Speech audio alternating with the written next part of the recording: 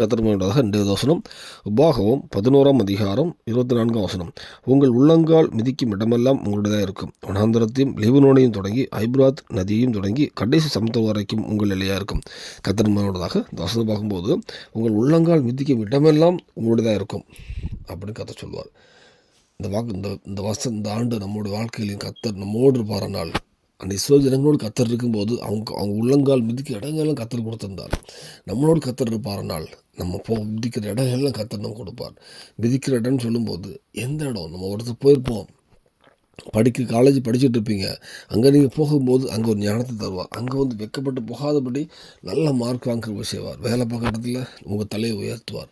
நீங்கள் எங்கெங்கெல்லாம் போகிறீங்களோ, எந்த விஷயத்தில் நீங்கள் போகிறீங்களோ உங்கள் தலையை உயர்த்துவார். நீங்கள் எதாவது வெக்கப்பட்டு எவ்வளோ வந்திருக்கலாம், எவ்வளோ காலங்கள் போயிருக்கலாம். ஆனால் இந்த ஆண்டு தேவன் எங்கெங்கெல்லாம் நீங்கள் போகிறீங்களோ, எங்கெல்லாம் உங்கள் கால்கள் போகுதோ அங்கெல்லாம் உங்கள் தலையை நிம்மர பண்ணுவார். கர்த்தர் உங்களோடு இருக்கும்போது ஜெயம் கிடைக்கும். நம்ம செய்ய வேண்டிய கர்த்தர் நம்மோடு இருக்காரா அப்படிங்கிறது ஒரு விஷயம். நம்ம குறைச்சல் இருக்குமானால் அது சரி செஞ்சு கர்த்தர் நம்மளோடு இருப்பாருனால், இஸ்ரவேல் ஜனங்களோடு கர்த்தர் இருக்கும்போது அவங்க போகிற இடம்லாம் அவங்களுடைய இருந்துச்சு. இன்னைக்கு கர்த்தர் நம்மோடு இருப்பாருனால் நம்ம போகிற இடம்லாம் நம்மளுடையதாக மாறும். நம்ம உள்ளங்கால் மிதிக்க இடங்கள் நம்முடையதாக மாறும். அது நீங்கள் படிச்சுட்டு இருக்கலாம், வேலை பார்க்கலாம், எங்கே போனாலும் உங்கள் தலையை தேவன் உயர்த்துவார். அதுக்கு அர்ப்பணிப்போம். வாழ்க்கை சீர்படுத்துவோம். இந்த ஆண்டு ஆசீர்வாதமாக இருக்க கர்த்தர் அர்ப்பணிப்போம். இந்த ஆண்டு தேவன் வல்லமை பயன்படுத்துவார். பூமியிலும் சாட்சியாக மாற்றுவார். பரலோகத்துக்கும் ஆயத்தப்படுத்துவார். அநேக ஜனங்களை ஆயத்தப்படுத்த பயன்படுத்துவார். அர்ப்பணிப்போம். தேவன் கிருபை செய்வாராக. ஆமென்.